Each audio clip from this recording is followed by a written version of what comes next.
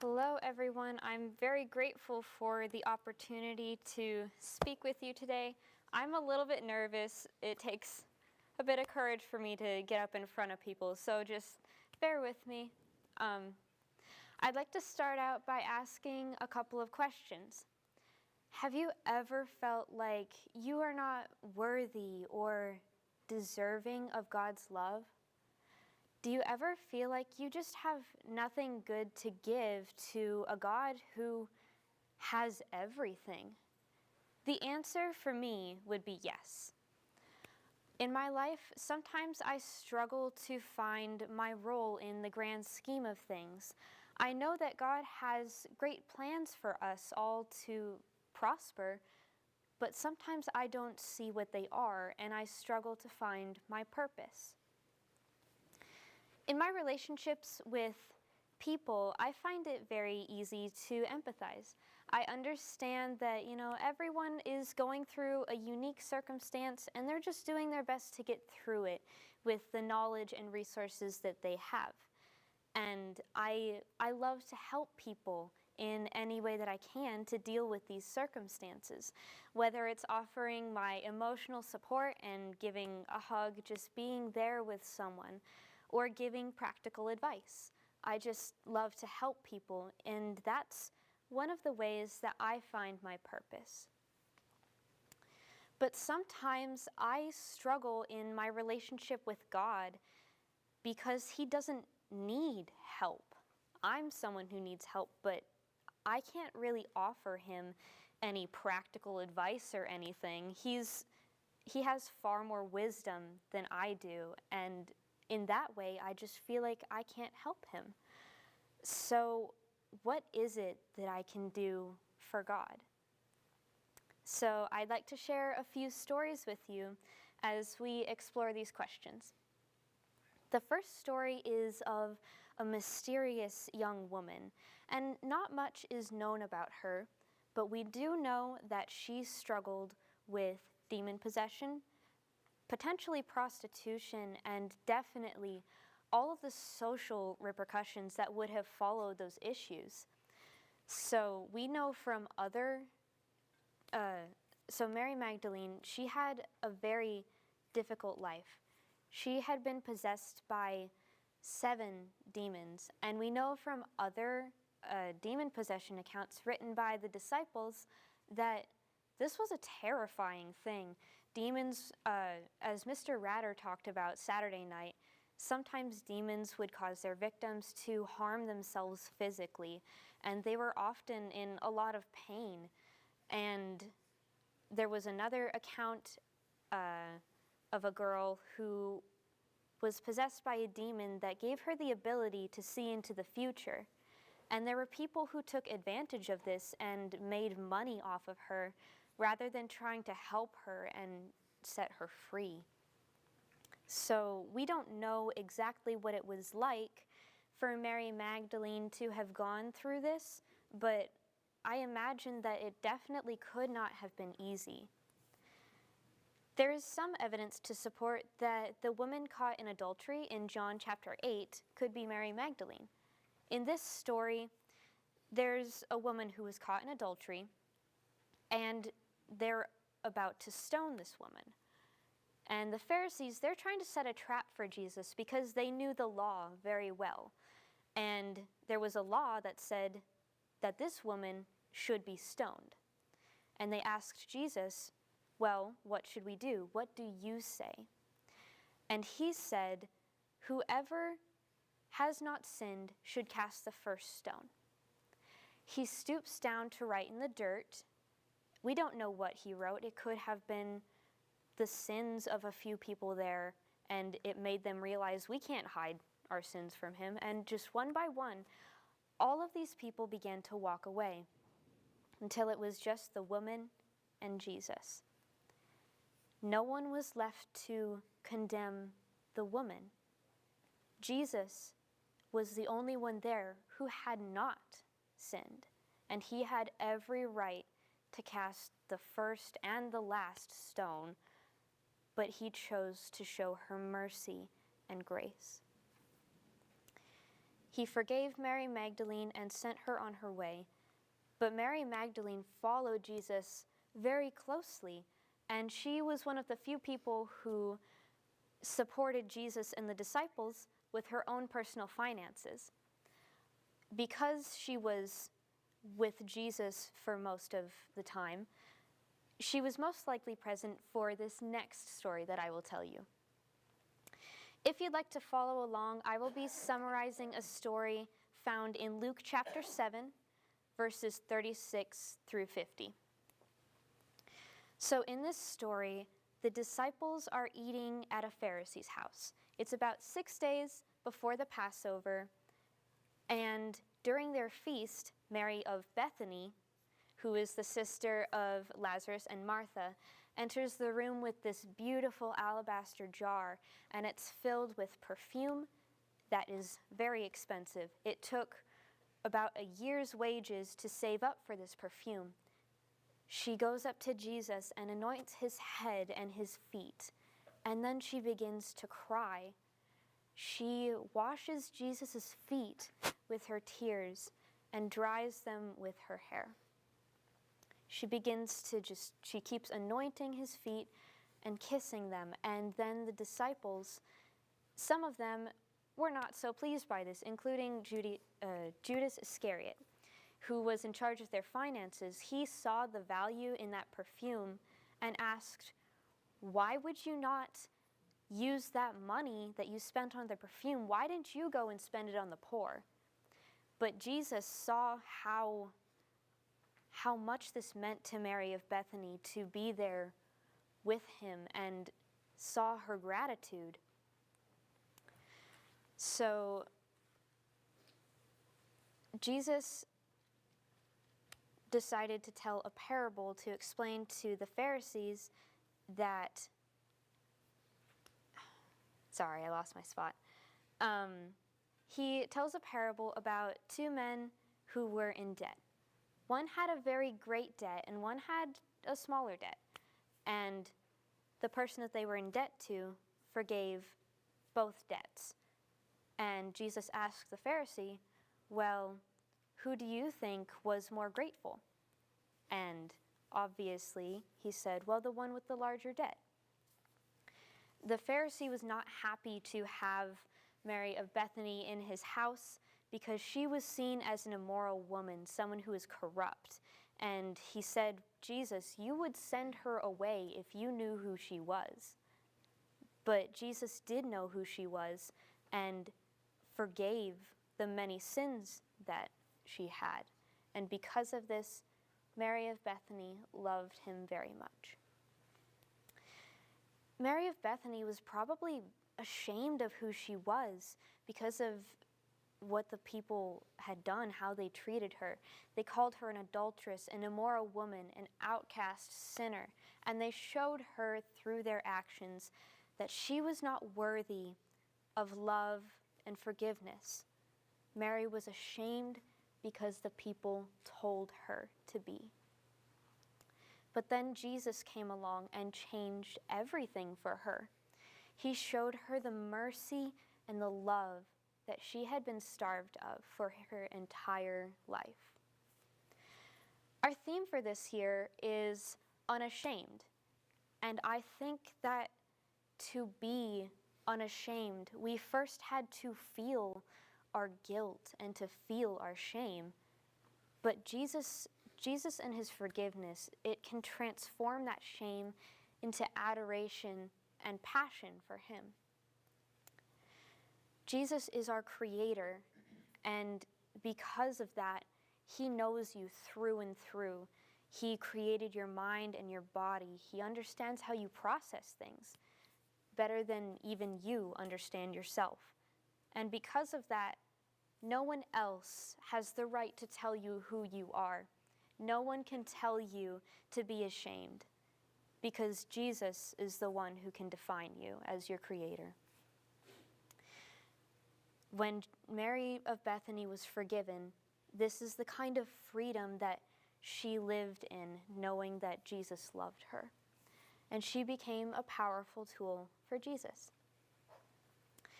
Both Mary Magdalene and Mary of Bethany loved Jesus, and they were witnesses to his crucifixion.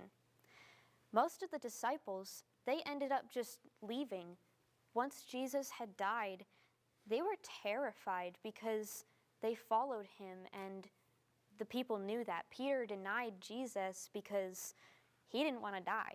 So the disciples ran away. They went and hid in a room. But the women, those were the ones who stayed. Both women were there on the third day after his death, and they found that the tomb was empty. Mary Magdalene was the first one to speak to Jesus after she mistook him for a gardener. She was wondering, where has his body been taken? Because obviously, you're not just going to assume resurrection right away. That's not something you hear about often.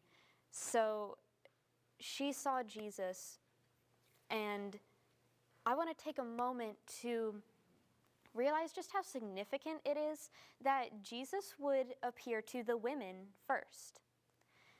Can I get a volunteer to read Mark 16, verses 9 through 14?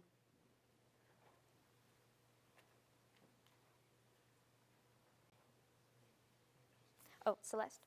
Mark 16, verse 9 through 14. Mm-hmm. Now when he arose early on the first day of the week, he appeared first to Mary Magdalene, out of whom he had cast 7 demons. She went and told those who had been with him as they mourned and wept. And when they heard that he was alive and had been seen by her, they did not believe. After that he appeared in another form to 2 of them as they walked and went into the country. And they went and told it to the rest, but they did not believe them either. Later he appeared to the 11 as they sat at the table, and he rebuked their unbelief and hardness of heart, because they did not believe those who had seen him after he had risen.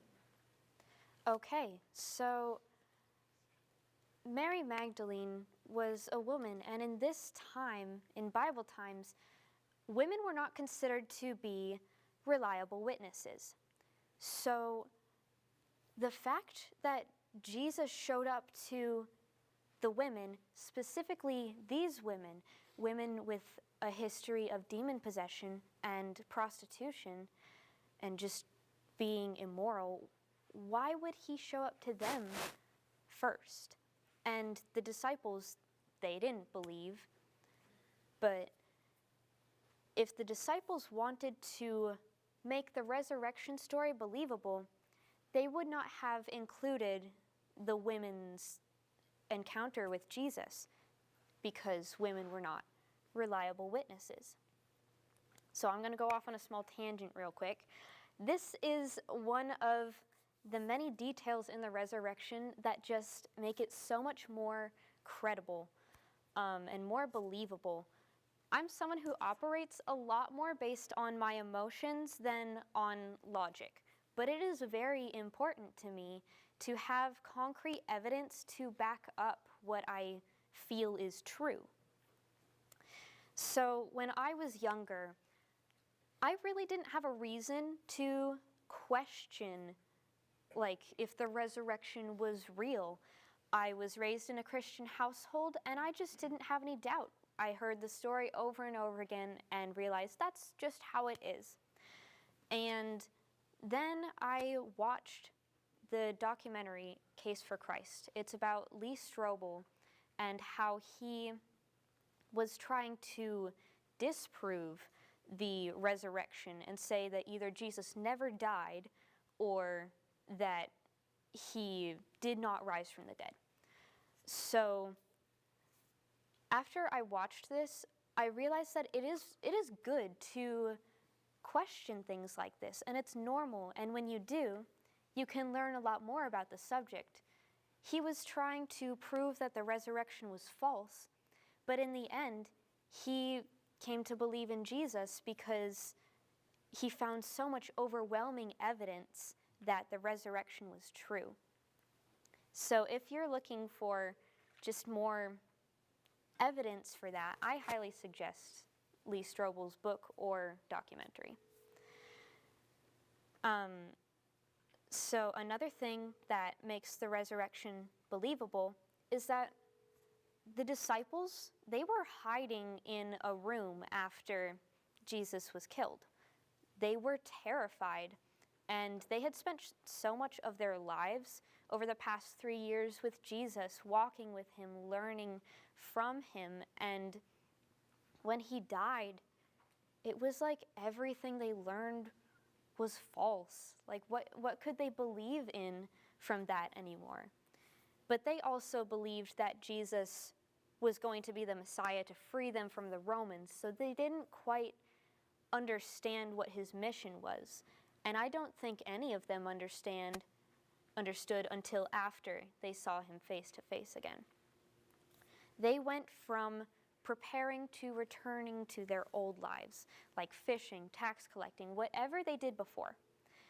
And then they just switched. And they started to spread the gospel far and wide.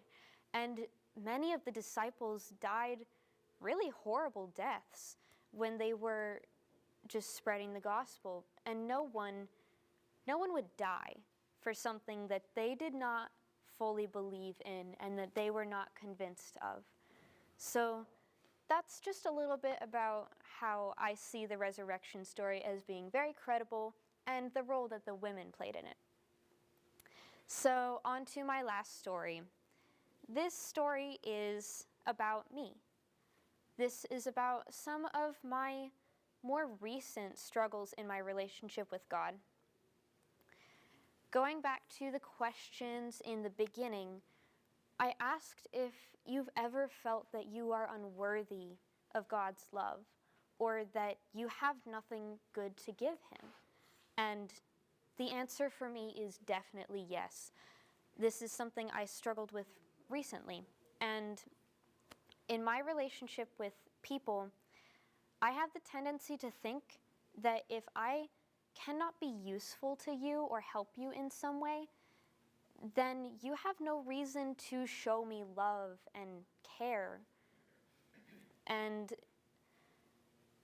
if I am able to help someone, that means that I must have some kind of value to them.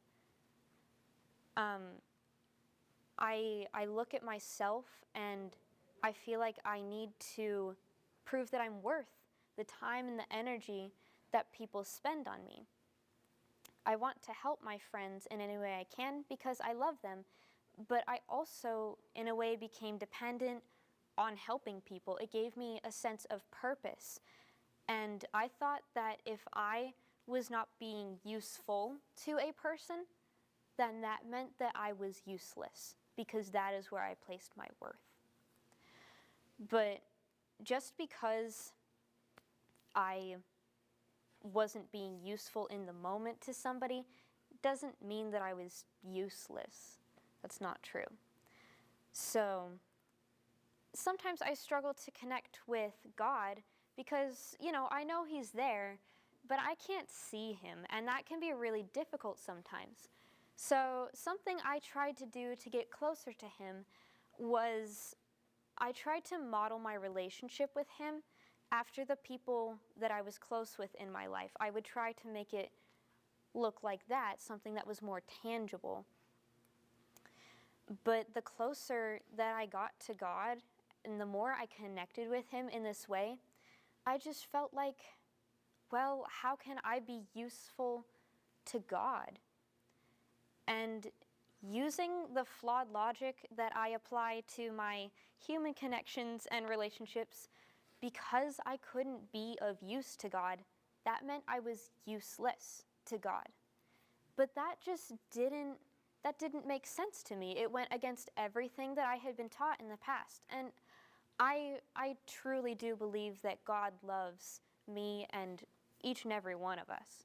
So that's hard to understand, though, when I hurt God. When I choose to walk away rather than to listen to his voice, I'm sure that hurts him. So why would he still chase after me? I am not worthy of God's love. And that is very true, actually. There is nothing, absolutely nothing that I could do to ever measure up. But the good thing is that I don't have to, because there is nothing, absolutely nothing I could do to separate myself from God's love. There is no power in this universe that is stronger than God's love. Not even death can separate us from Him. So it's good that, I'm not strong enough to take myself away from His love. And I don't need to measure up, because when God sent His Son to die, that meant that we were of equal or greater value to Him than His own Son. And in that way, we are truly children of God. I feel like sometimes I let God down when I sin, that I need to do better. But the truth is that I can't let God down, because I was never holding Him up in the first place. But He is holding me up every day, and He is there to catch me when I fall, and He's there to help all of us back up when we stumble. So I might not think that I can be useful to God in like a practical way, in the ways that I can be useful to people, but that's okay. Both Mary Magdalene and Mary of Bethany played an important role in Jesus' story. And they probably never saw how great an impact that they had on people. And clearly, I'm still talking about Mary today. So they never saw the extent of what they were able to do for Jesus just by giving Jesus their lives. So what I want to close with here is that Jesus died for you, but He rose again. And in that way, He conquered sin, because the wages of sin is death, but He conquered the grave. The disciples were so convinced by this resurrection story and the power that Jesus had that they spread the gospel far and wide, and they died while doing this. But it would not have meant anything if they did not live for Him too. Death is just the very short last few moments of your life. But if you live for Jesus for your whole life, the impact that you will have is very great. You can be useful to God in ways that you don't even see. So I challenge you to live for Jesus and just be the bright part of someone's day, make someone smile, and in that way, He can use you to touch the hearts of those around you. That's how I choose to let myself be useful to God. And it can be scary to submit your life to God, to let someone else have control. It can be scary sometimes. But when the person you submit to is a being of infinite love and mercy for you, it becomes just a little bit easier to do that and to let go.